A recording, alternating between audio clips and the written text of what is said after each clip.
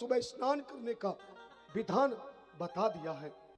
प्रातः काल उठ करके अपने बिस्तरों पर बैठकर पूर्व दिशा में मुख करके सबसे पहले किसका दर्शन करना है? कराग्रे वर्ते लक्ष्मी कर मध्य सरस्वती कर मूले तु गोविंद प्रभाते कर दर्शन।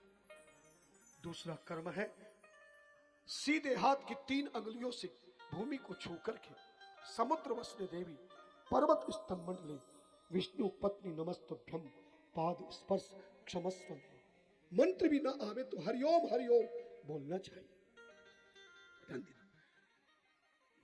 तीसरा कर्म है उपकर्म है खड़े होकर अपना मुख दर्पण में देखकर बालों को ठीक करे, चेहरे पर थोड़ा हाथ मले।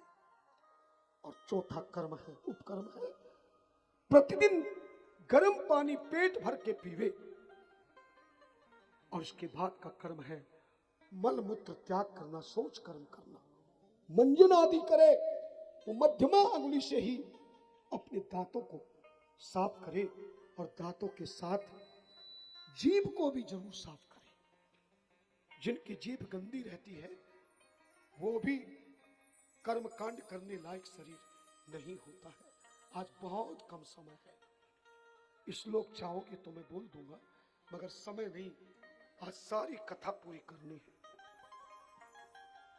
आंखों को स्वस्थ रखने के लिए मुंह में पानी भरकर, गालों को फुलाकर, आंखों को खोलकर, दोनों हाथों में जल ले लेकर खुली आंखों में 8-10 बार पानी डाल दिया करो, झपका दिया करो। और 8-10-11 बार देने के बाद आप पानी को बाहर कर देना। देखना 10 बार, शुरू में 1-2 बार देना, आंखें खुली रखना, फिर आंखों का व्यायाम कर लेना। जब ये पानी की झपके दोगे ना, देखना तुम्हारे पेट से लेके मल मूत्र त्याग तक की जगह पर आपको लगेगा कि शरीर का सारा मैल एकत्रित हो रहा है, अनुभव होगा। और इसके बाद स्नान करने से पहले क्या करना है? कपड़े उतार कर पानी के पास जाने से पहले, जल के पास आपको लघु शंका करनी है, मल मूत्र त्याग करना है। फिर हाथ धोकर, जब मल मूत्र त्याग करोगे तो हाथ धुल जाएंगे कि नहीं? बोलो ना। फिर सिर हिलाने लग गए। अब तो राम राज्य हो गया। हाँ, दोनों हाथों से स्नान करना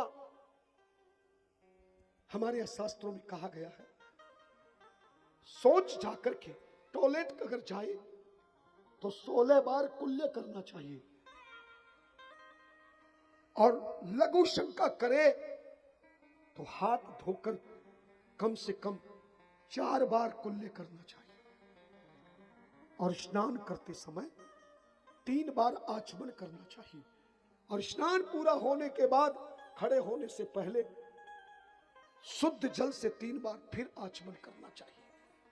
फिर खड़े होकर के सबसे पहले सिर को तौलिए से पोंछना चाहिए, पुरुषों को। और मेरी माताओं को स्तनों को पहले साफ करना चाहिए।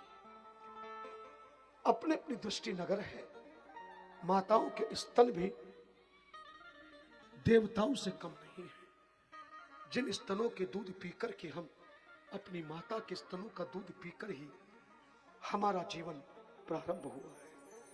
और शास्त्र कहता है, धर्म ग्रंथों में लिखा है, जब दूल्हा बनकर घोड़ी पर बैठता है तो राजस्थान में ये 100% रिवाज है।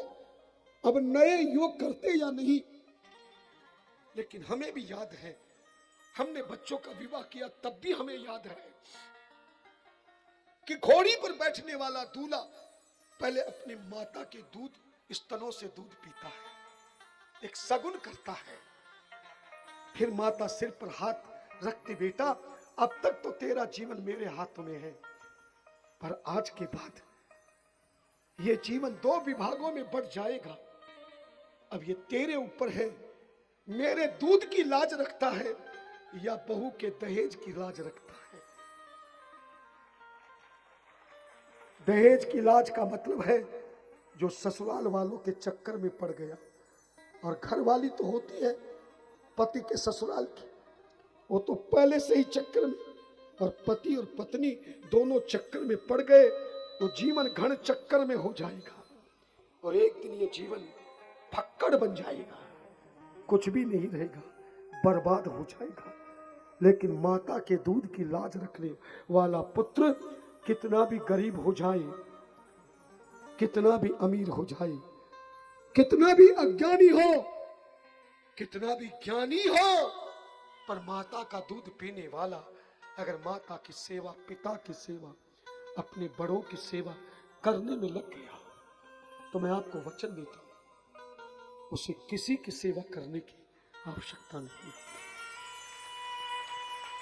अभी मेरी बात समझ में नहीं आई तो समय तो कम है, पर तुम्हें रामायण का आज एक दृष्टांत सुनाना कंपलसरी है, क्योंकि अयोध्या में राम राज्य की स्थापना पुनः 500 वर्ष के बाद हो गई।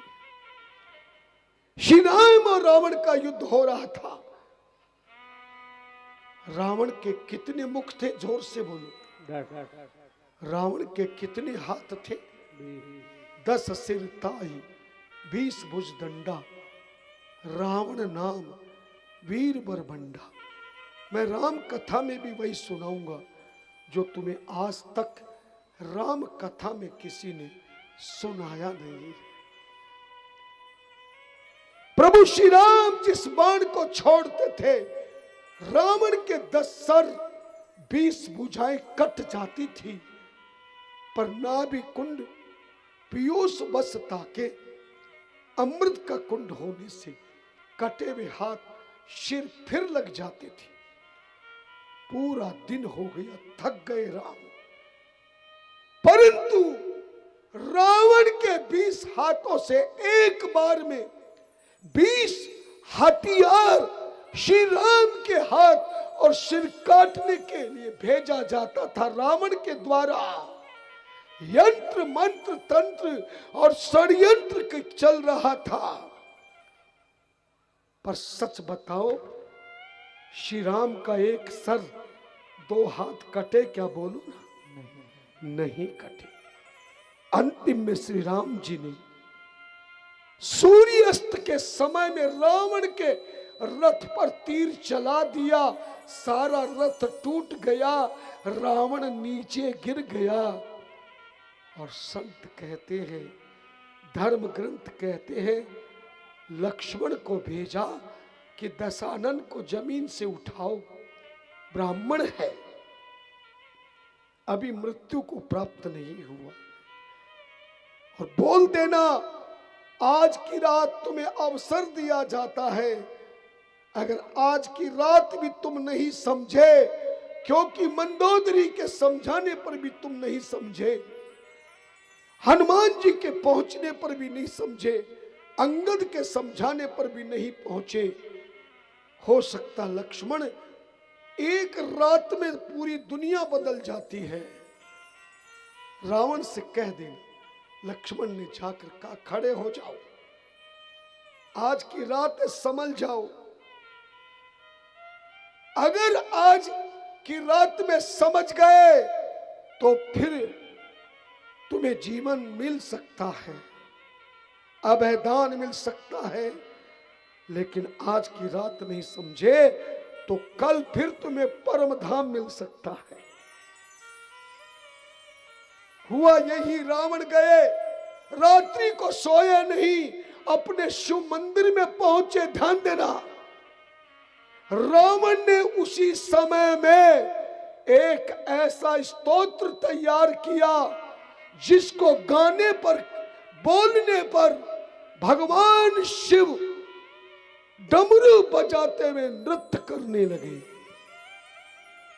तांडव करने लगे, और जिस स्तोत्र से तांडव कराया भगवान शिव जी को, उस स्तोत्र का नाम तांडव स्तोत्र हो गया। और ये तांडव स्तोत्र रावण के हाथों से लिखा है।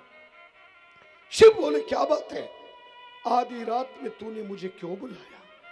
बोले, ये बताओ, सबसे बड़ा त्रिलोकी का पुजारी कौन है इस दुनिया में?